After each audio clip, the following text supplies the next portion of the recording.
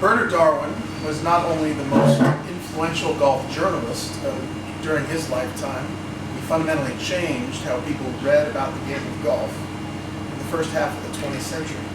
But most importantly, he was an unabashed devotee of St. Andrews as a place.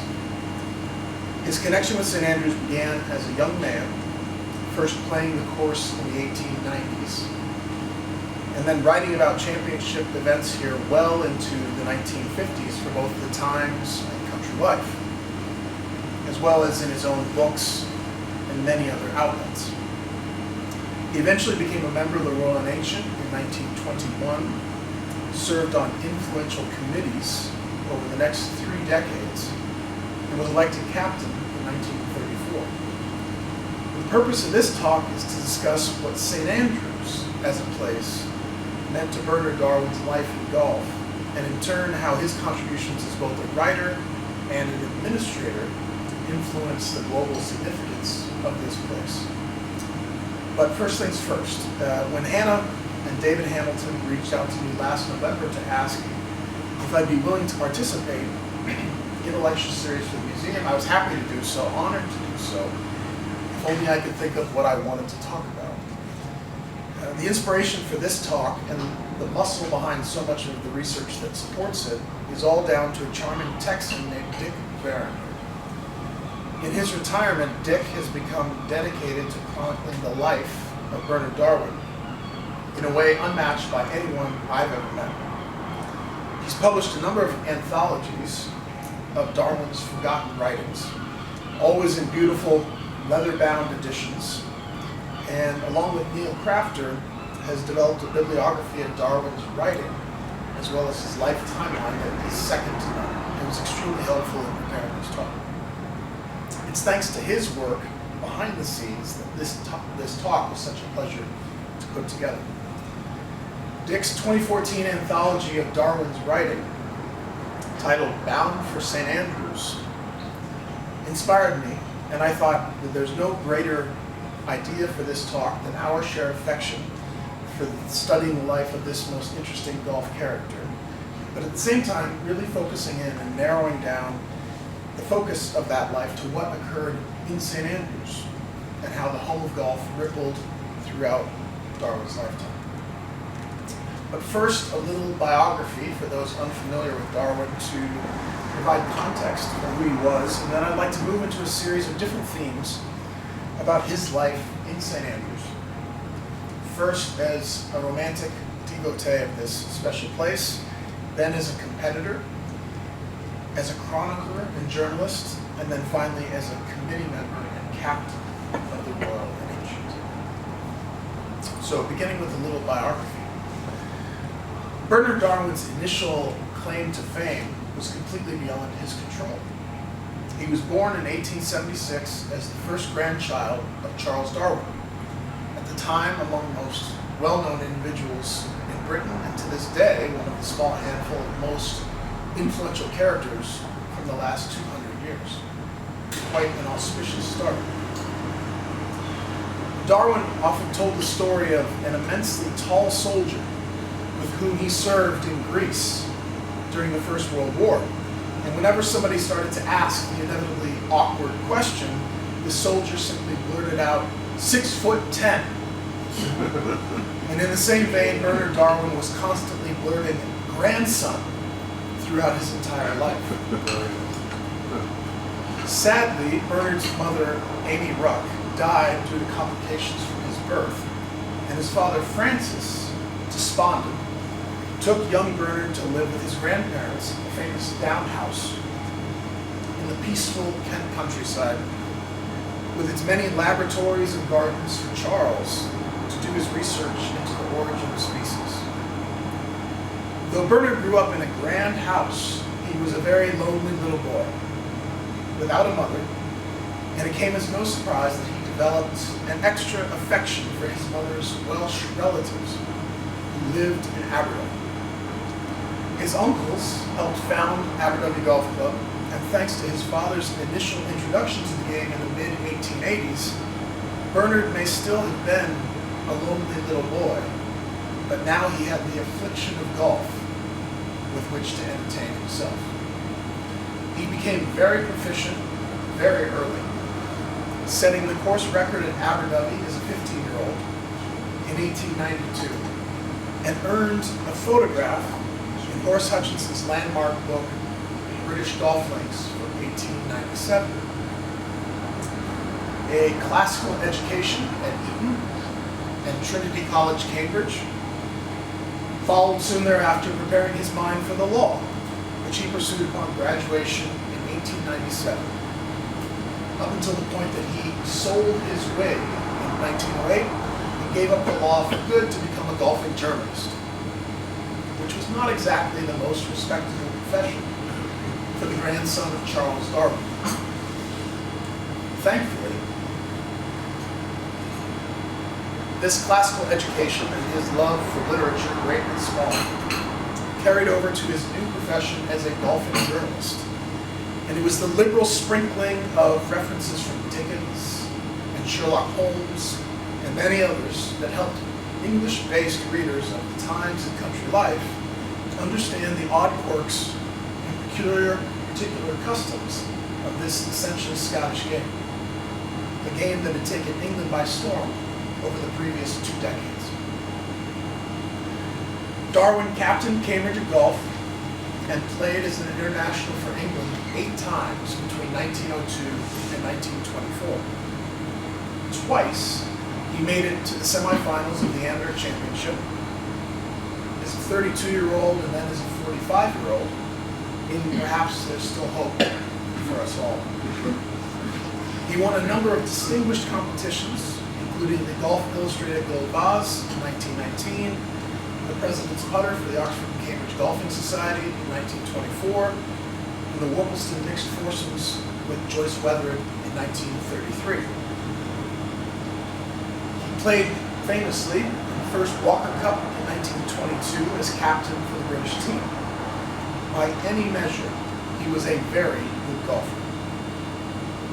Upon his retirement from the Times in 1953, golfing dignitaries from around the world gathered to honor his contributions to the sport, and in 2005, nearly half a century after his death in 1961 at the age of 85, he was inducted into the World Golf Hall of Fame. So, what does that all have to do with St. Andrews? Well, let's find out. First, taking a look at his connection here as a devotee of the place and an analyst of what makes St. Andrews special. Bernard Darwin first played the Old Course in, he thinks, 1897, with James Robb, who went on to become the amateur champion in 1906. In September of 1902, he spent his 26th birthday in St. Andrews and played 3 rounds. On the new in the morning, in the afternoon on the old, and in the evening again on the new. Which brings to mind the classic Harry Vardon quote, "Don't play too much golf. 2 rounds a day is plenty." Where have we gone so wrong? I played the Old Course on Tuesday with an Australian from Sydney who was here to celebrate his 40th birthday, so obviously Darwin was merely taking in part in what was yet another already well-established tradition in St. Andrews. In trying to determine what Darwin thought about any place in golf, grand or humble, it's always wise to turn to his 1910 book, Golf Courses of the British Isles. This is a good idea for several reasons, not the least of which is the beauty of the book itself, or the timeless appeal of Harry Roundtree's watercolors, like this one of the Old Course. But most importantly, it was Darwin's first book. It was written when he was in his early 30s, and it provides an insight into the development of his thinking long before he was dulled by the demands of decades of deadlines and millions of familiar repeated words. The ideas were still relatively raw and fresh. He says in 1910, "There are those who do not like the charm of golf in St. Andrews, and they will no doubt deny any charm to the links themselves. But surely there must be none who deny a charm to the place as a whole. It is delightful to see a whole town given up to golf, to see the butcher, the baker, and the candlestick maker shouldering his clubs as soon as his day's work is done and making a dash for the links. There, he and his fellows will possibly get in our way, or we shall get in theirs.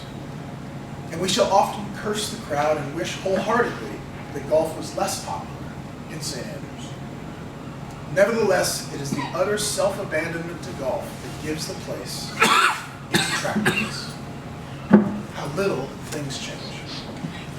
He continues again in 1910, writing, as a person more than half a decade younger than I am today, one ought to have known and loved and played over the links for a very long while, and I can lay no such claims to this knowledge. I can only speak as the occasional pilgrim, whose pilgrimages, though always reverent, have been far too few. I do not know by instinct whether or not my ball is trapped in Sutherland. I only know the difference between Strath and Shell. I could not keep up my end of an argument as to the proper line to take at the second hole. I am, in short, a very ignorant person who means thoroughly well. By 1920, now in his mid-40s, his views on democratic golf, as his editors at the Times labeled the column, became decidedly more philosophical. Golf at St. Andrews, he wrote, is not the weekend luxury of the well-to-do. It is the daily game of the people in the streets. The hotels exist for golf.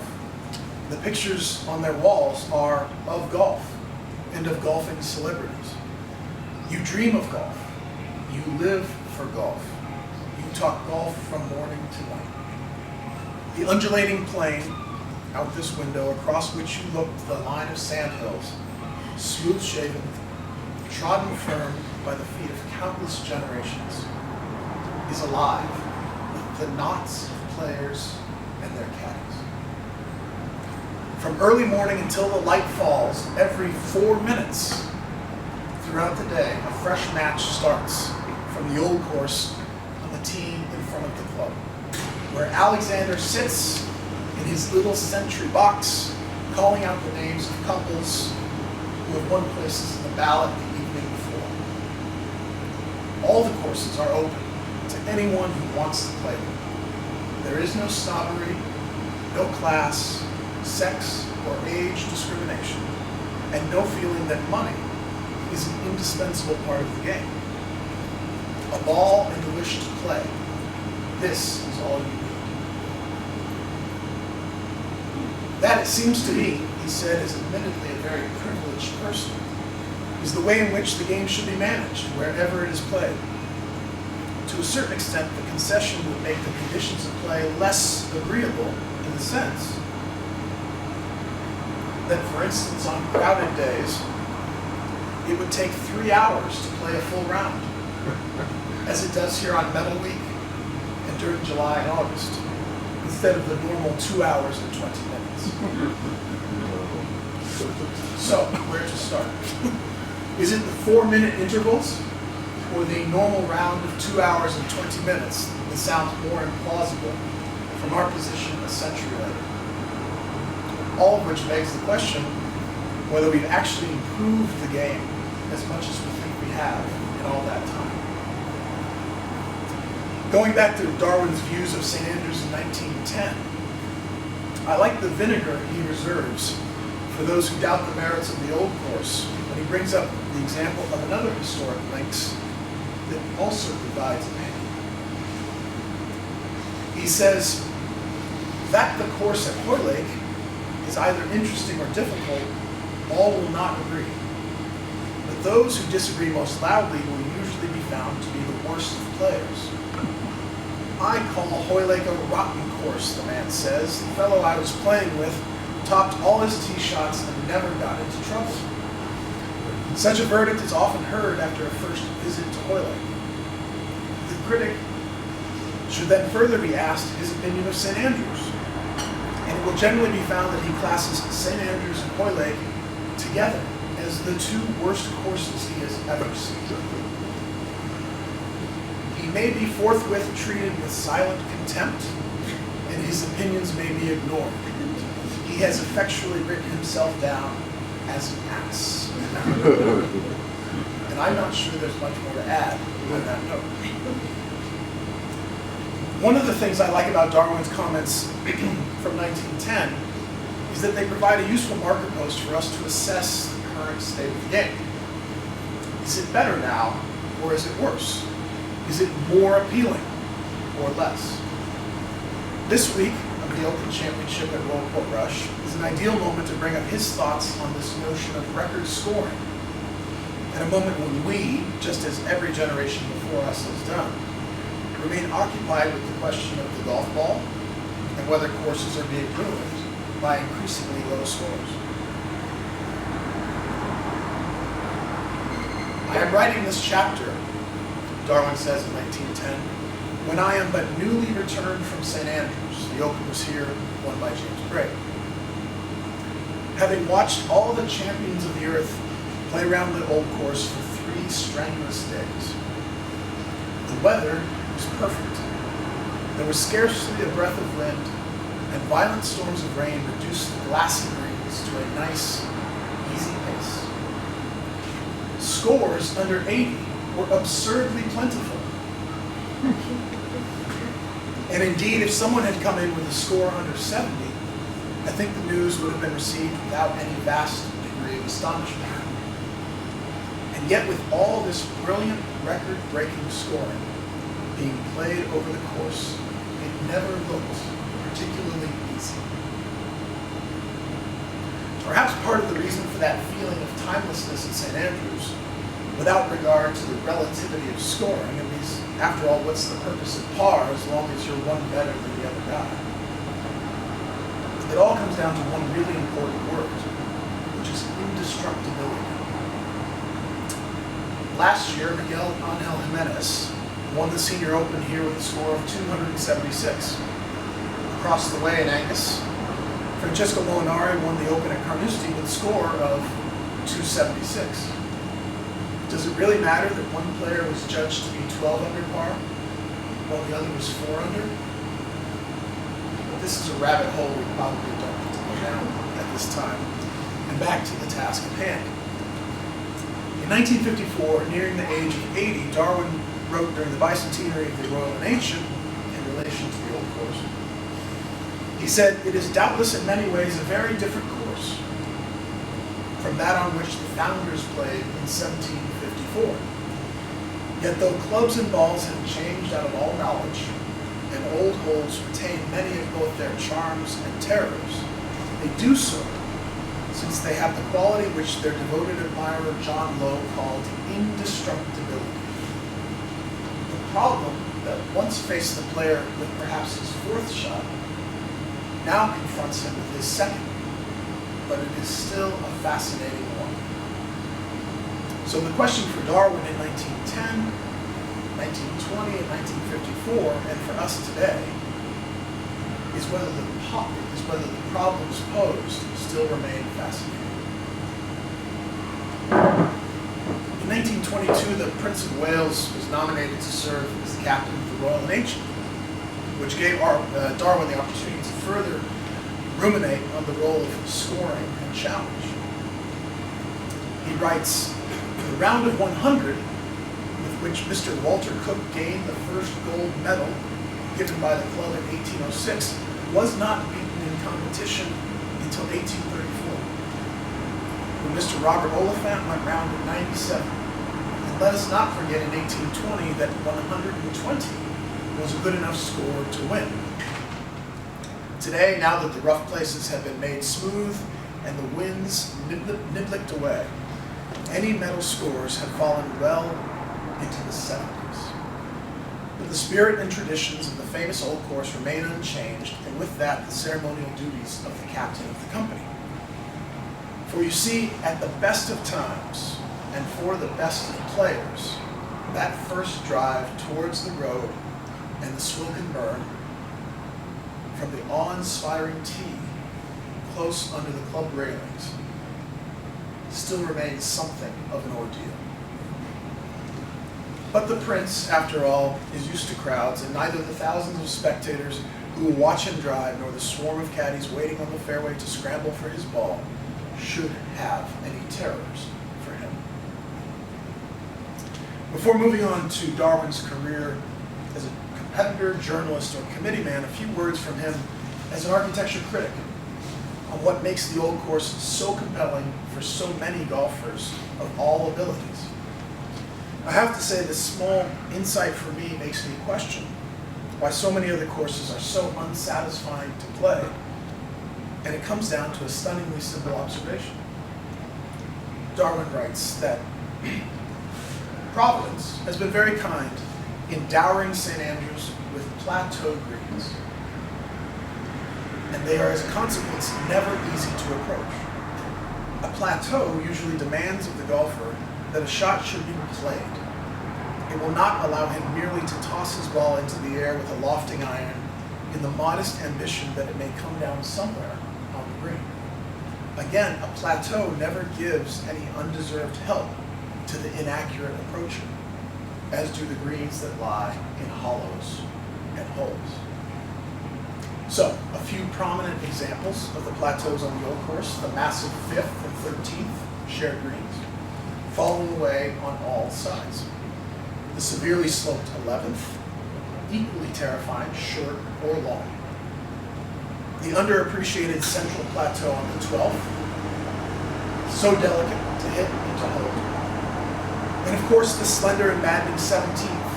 They all illustrate the plateau nature. And there are many more examples throughout the golf course. As a venue for spectating, at a time before the interior of the golf course was closed to spectator foot traffic, for the 1946 Open Championship, Darwin wrote in 1913 of the unique aspect of watching golf on the Old Course. He writes, "It's the narrowness of St. Andrews that lends itself to dramatic effects. For one stands entrenched with one crowd on the high hole, number 11. And he descries in the distance another huge and formidable array upon the great plateau of Hole of Cross, number 5. Both sides advance steadily and relentlessly to the attack. And where the 12th and the 6th greens lie side by side, the two armies meet with a crash. They mingle for a minute or two and then stream away in opposite directions, each one taking with it a few captives from the other." It's quite the turn of phrase. I'm not sure if you'll hear a similar insight over the next few days from Port Rush, but I still am holding out hope. As a competitor, Darwin was a frequent participant in the amateur championships from the 1890s through the 1920s. Numerous times making it to the round of 8, twice a semifinalist in 1909 and 1921. But Darwin did not play in the 1901 or 1907 amateurs here in St. Andrews. This coincided with his years of training as a solicitor and then barrister. And though he certainly played plenty of golf in those years, judging by his prolific record in matches representing the Oxford and Cambridge Golfing Society, among many other affiliations, he did not play in an amateur championship at St. Andrews until 1913. It was in that year, 1913, while at St. Andrews to cover the amateur for the Times, just as he did the U.S. Open in Boston later that year, which featured Francis Rimette's playoff victory over Harry Vardon and Ted Ray. This is the scorecard from that playoff, with Darwin actually serving as Rimette's marker on the day. Darwin came to St. Andrews in 1913, having been a semifinalist at Muirfield in 1909 and a quarterfinalist the year before at Westward Ho. He won his first round match, only to lose in the second to James Jenkins of Troon.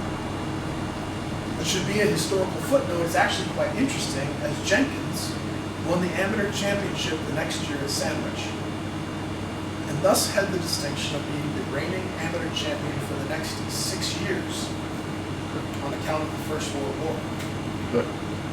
Jenkins was one of the participants in the 1921 precursor to the Walker Cup at Hoylake that Blythe Bell will speak about next month.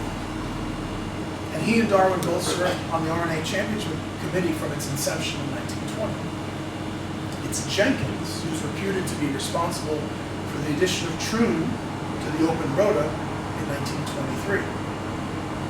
So is it merely a coincidence that they played a match against one another at St. Andrews in 1913, or perhaps something more in this very small world of golf? In 1924, for the amateur, when he was 47 years old, Darwin lost convincingly in the first round at St. Andrews. And in 1930, the year of Jones's Grand Slam victory, Darwin was still in the field at age 53, but lost to Jimmy Johnston, the 1929 U.S. amateur champion at Pebble Beach.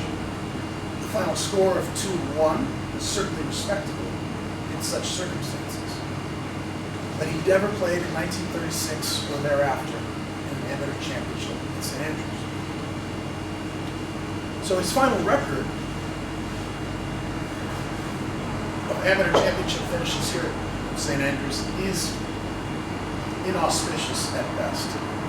He played 3 times, only moving past the first round once. A notably poor record given his success elsewhere. I suppose in retrospect his timing wasn't particularly good. He missed 2 amateurs, presumably due to his pre-journalist working life in the law. The interruption of his prime amateur years happened during the war, and then age and infirmity in the 1930s wore on. But the fact that he was participating while covering the event meant that he established credibility among not just his British contemporaries, who were fellow competitors and fellow committeemen, but also with the Bobby Jones and Francis Rumetz of this world, international friends he would keep for life. And this would come to matter, as we'll soon learn. Now to his role as a journalist at St. Andrews. Though Darwin covered numerous competitions at St. Andrews, from the amateur to the open to the Walker Cup, I'd like to focus instead for a moment on a less appreciated aspect of his career as a journalist, and that is as a pioneering radio commentator for the BBC. In 1927, the BBC undertook the very first outside broadcasts, or live eyewitness reports, from both the amateur at Hoylake that year and the open at St. Andrews. The BBC's written archive at Caversham, down near Reading in England, has a treasure trove of fascinating material that covers Darwin's 3-decade-long affiliation with the BBC, about which little is known. If you bear with me, I'd like to read from a series of letters between Darwin and the managers of outside broadcasts for the BBC, which might give a sense of how, in that maiden year of 1927, the very first live report from the Open Championship was shared with the British public over the wireless radio. So, 2nd of May, 1927, an internal circulating memo stamped very urgent. From Mr. Brennan to Miss Matheson.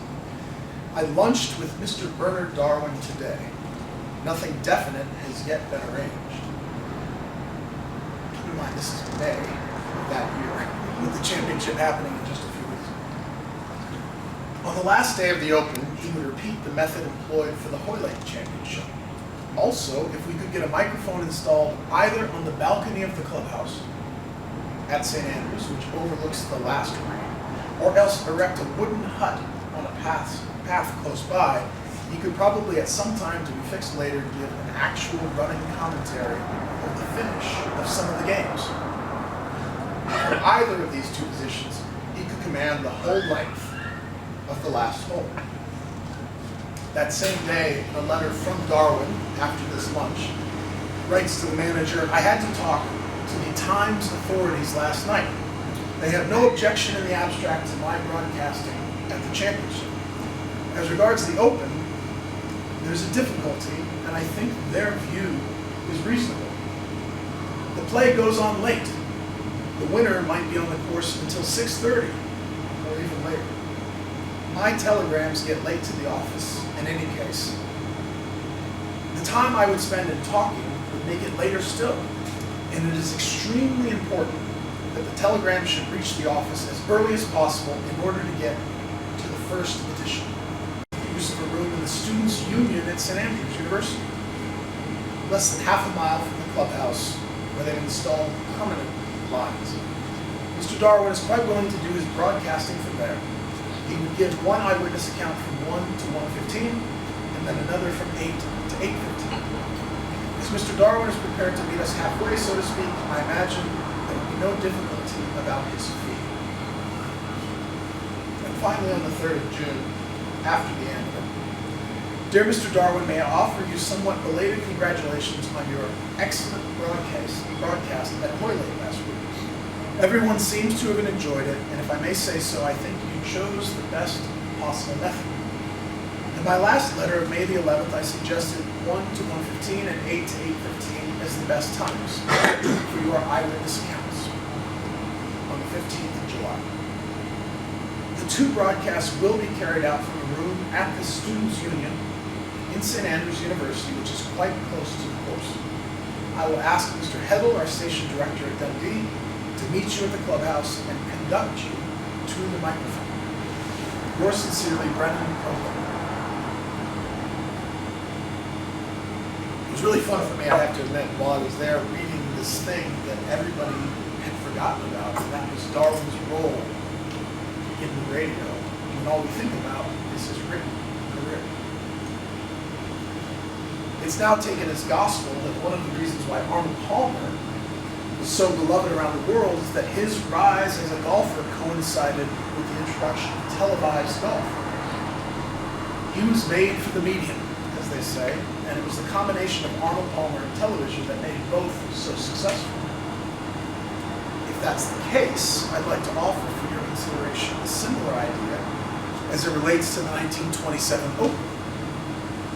The first time the British public ever heard a radio broadcast of the Open Championship, it featured the following elements: St. Andrews, Bernard Darwin, and Bobby Jones. Is it then a coincidence that those three institutions, the home of golf, the voice of golf, and the face of golf, in this golden age of the amateur, proved so enduring from the 1920s? Darwin also provided eyewitness accounts for the BBC from St. Andrews in the 1933 Open, the championship that saw a playoff between Americans Denny Shute and Craig Wood. Darwin said of that championship, on the heels of a dominant Ryder Cup victory, which was not always so rare in those days, "It is darkest before the dawn, and it indeed felt very dark after this championship." He was referring to the subsequent dawn of English success in the championships by Henry Cotton and others who claimed the next 6 Opens for Great Britain from 1934 to 1930. On the subject of homegrown triumphs, let us turn to the 1938 Walker Cup, held here in St. Andrews, and rely on Darwin's recollection both of the conditions that made that important British victory possible, as well as his memories of covering the event as a broadcast journalist. It was in 1922 that the first Walker Cup match, he writes, between Great Britain and the United States was played on Long Island, and we lost. We went on losing at intervals ever afterwards until 1938, and then at St. Andrews at long last, we won. And thank heavens I was there yet again, and I saw. We won at St. Andrews in 1938, and for this win, credit is due. This is one of these insights that people will not have appreciated, which goes to the final section about his role as a committee. We won at St. Andrews in 1938, and for this win, credit is due first, of course, to the players, and then to their captain, John Beck, and then to the brand new selection committee, which took such infinite trouble over their job. There had been a general feeling that this was almost the last chance, or the match would become too great a farce. Something must be done. Task force? Anyone? There was a tendency to demand that the heads of the championship committee be placed on chargers, and the clubhouse at St. Andrews for a day or two before the general meeting buzzed with conspiracies and whispered texts of proposed motions. Incidentally, the management of that meeting by the then captain, Sir John Simon, was one of the most masterly things of the kind that I have ever seen. Perhaps some at the meeting, finding the ground cut out from under their feet with supreme tact, were disappointed because they could not make their angry speeches. But the main point is that something was done.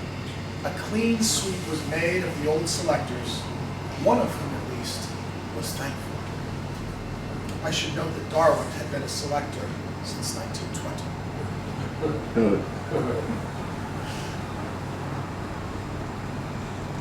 In the description of the match itself, he said, "And yet I have got to go to broadcast and cannot stay to walk the last few holes. When I leave the match, the Americans have a short, but all too probably significant margin. And now I am in my eyrie, my little nest over Forgan's shop, addressing the microphone in a distracted manner and waiting for the match to come to the last green. Ewing is coming to the last in his match, and we believe, only it is never safe to believe anything, that he is doing. A vast army sweeps across the burn in a long line, just out that window. The whole space between the road on one side and the path on the other is a solid mass of people, save for the narrow alley down the middle, which come the two players. Ewing is right at the back of the green in two. His long putt is a beauty. He holes like a man. We have won the singles, and after all those years of defeat, the whole match by 3. Nunc dimittis. Lord, now let your servant depart." The big room of the clubhouse is a seething mass of people talking and laughing and drinking and almost dancing. But one figure stands out. It is that of my friend Sam McKinley, who advances to me with outstretched hand and says in a tone of very proper solemnity, "Well, Bernard, we have lived to see the day." One final tidbit on Darwin as a journalist, before moving on to his role as a member, committeeman, and captain. In December of 1919, after the war, all 26 clubs, it's inconceivable now to think that this was true, but all 26 clubs that had a voice in governing the amateur championship met to discuss the future management of both the amateur and open championships. Darwin wrote in the Times that, quote, "When the championship was founded in 1886, these were undoubtedly the leading clubs of the day. The present body of delegates represent a number of highly respectable clubs, and nothing has happened to seriously delegate from that respectability. But they no longer stand alone. Many other golf clubs, nay, whole vast golfing regions, have since sprang into being and are unrepresented. Wimbledon and Blackheath are the only 2 London clubs represented, while Yorkshire sends no delegates at all." Oh, what? Okay. No. The Royal and Ancient Club, by its recent election of representatives from southern sections to members of the Rules of Golf Committee, has shown a commendable absence of parochial spirit. Can anyone doubt that one of their first steps will in the same way be to secure advisors representative of golf all over the kingdom? And so we turn to his role as committeeman.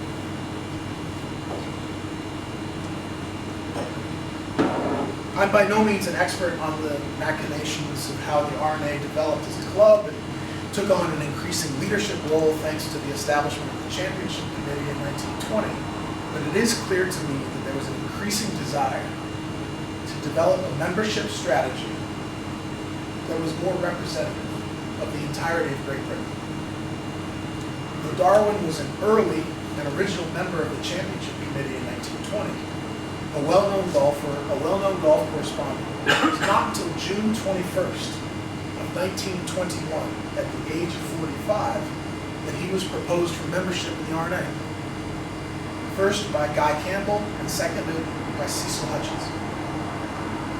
Fortunately for Darwin, he didn't have to suffer long in the candidates book. For several weeks later, he was elected to membership on August the 3rd. And I'm happy to report that he managed to win his first round match in the Calcutta Cup on September the 15th. Darwin served on the championship committee from 1920 to 1937, with his retirement being noted in the meeting of November of that year. He served on the rules committee from 1932 to 38, and then again after the war, where most importantly he was chairman from 1945 to 1948, which we'll get to in a moment. He served on the general committee for just 1 year, which is strange because it happened in 1937, though he'd been previously elected as captain in 1934. I'm not sure how common that practice is, but perhaps others in the audience can enlighten me in the discussion to follow. Darwin was nominated as one of the 3 selectors to identify the first British team to play the Americans at Hoylake in 1921. Again, the subject of White Bell's talk next month.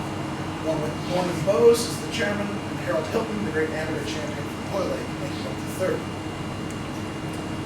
Along the way, he also convened various subcommittees of the championship committee that were focused on developing definitions for amateurism, handicapping, all notions that persist to this day.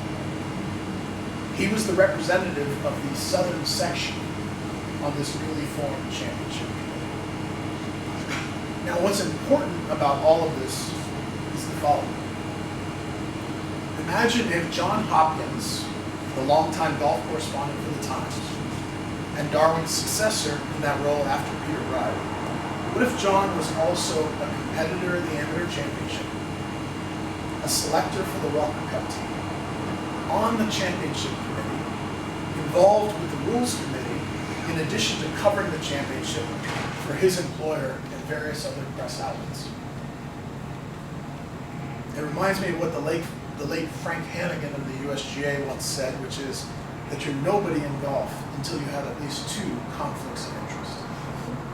And by that measure, Bernard Darwin was really somebody. In 1922, prior to this inaugural Walker Cup in which he participated, he had been a selector for the final team and was listed as a probable finalist in the top 10, though he was not ultimately selected in the 8. He stepped into his assumed role, and the nominated captain, Robert Harris, who had traveled to Long Island for the matches, was unable to play due to illness. Darwin ended up winning his singles match against William Fones, the scion of Oakmont and former 1910 U.S. amateur champion, later president of the United States Golf Association. The point is that Darwin didn't just casually step in when called upon, as has often been said. As a selector and one of the 10 probables on the UK side, he was involved from the beginning. And in fact, there's a letter in the archives of the R&A from the 27th of July that year confirming, just before they left, that Darwin was to be the first reserve all along. Though an overall loss for the British side, perhaps Darwin's greatest contribution came after Chubby Hooman and the American Jess Sweetser completed the 36th hole of their singles match at Ball Square. A possibility which appeared not to have been contemplated before it happened. There was nobody around to tell them what to do, so they proceeded to the 37th hole where Hooman won a point for Britain, the only such extra holes victory in Walker Cup history. For you see, it was Darwin who reported after the fact that, quote, "Heaven knows when 2 men have halved a 36-hole match in the Walker Cup for their country, they have earned an immediate drink and no further demands placed upon them." So it has remained ever since. When Darwin was elected captain in the Royal Navy in 1934, it's important to note that he also won the Calcutta Cup in that year's autumn meeting. Impressive on multiple accounts. So let's let his words from the Times in 1934 capture the moment of his driving in. Quote, "The medal day broke yesterday at St. Andrews in weather set to depress even the most buoyant of souls. The rain had begun at 4 a.m. and it was still raining as if its heart would break at 8. When the new captain, Bernard Darwin, arrived to drive himself in. There was one sad and unavoidable break of tradition, since there was, alas, no Andrew Colby to stoop with difficulty to tee the ball. So John Hurd, the captain's caddy, performed the office instead. Now, to hit a ball on an empty stomach in sheets of rain is not quite so easy as it might seem. And if I can penetrate the new captain's thoughts, I fancied that the ball suddenly assumed a wobbly and uncertain outline, and that he may have been filled with craven fears lest the gun should go off before he struck the ball. The caddies stood at a reasonably flattering distance just beyond the road, but he carried most of them with a good hard knock in the direction of the stone bridges. Now, to clarify that historical footnote, during Darwin's driving-in ceremony, the club's longtime professional Andrew Colby had died earlier in the year, and a new professional had not yet been appointed, thus the need for his caddy to tee his ball. The ceremony, which should be noted, was happening on a Wednesday, not a Friday, as it is today, which says something about the size of the medal field in those days. There were 300 in the gallery despite stormy conditions, and from the archives of the museum, it notes, and by the way, if you don't know this, there's this database, all the captains, with all sorts of interesting little historical footnotes. And if you know anything about databases, there's a one little checkbox thing. And the checkbox is for notably bad drive. So you could do a search. All of the notably bad drives would come up at once. In any event, it says, with a graceful swing, the captain hit a beautiful long shot. There was a slight pull on it, which the captain probably intended to give the lucky caddy a run for his money. Hugh Chambers, a garage attendant on Bowes Avenue, received the customary gold song. Perhaps the most testing moments of Darwin's time as a member came in the late 1940s, when he was chairman of the Rules Committee. The RNA was effectively dormant throughout the period of the war, though their colleagues at the USGA were not. To everyone's great surprise, in 1946, the USGA issued a completely new set of rules without consulting the RNA, which differed appreciably from the RNA's own code. And it was Darwin, on behalf of the RNA, who wrote to the president of the USGA asking him to withdraw their new rules and postpone publication until the RNA had a chance to review the differences in their newly reconstituted committee after the war. And it was this event that led to great discord at the time. You could sense a kind of panic among Darwin because these were all of his friends and colleagues throughout the decades. And it caused the RNA to question whether their position in the game had been undermined. It's interesting to note that in Darwin's first letter to the USGA, he advanced the idea of having a USGA representative on the Rules of Golf Committee, and went so far as to suggest that his friend Francis Ouimet, from all the way back in 1913, would be the ideal candidate. The byproduct of all of this discord was the eventual creation of a joint rules committee and the unification of the rules with the USGA several years later in 1951. And in a neat and tidy outcome, Ouimet became the first American to be captain of the RNA in his election in 1951. So that's a lot to unpack. Championship committee, rules committee, captain. What conclusions to draw about what this all means? From his first visit in 1897, to what is believed to be his final visit for the inaugural Eisenhower Trophy in 1958, when Bobby Jones received the freedom of the city and spoke so movingly in Younger Hall. St. Andrews was a central fixture in the life of Bernard Darwin. He loved the courses here deeply, though he had his suspicions about the new course. He loved the journey to get here. There was no better feeling than to be bound for St. Andrews. He loved the people of the town, the atmosphere that's found nowhere else. He loved the democracy of it all.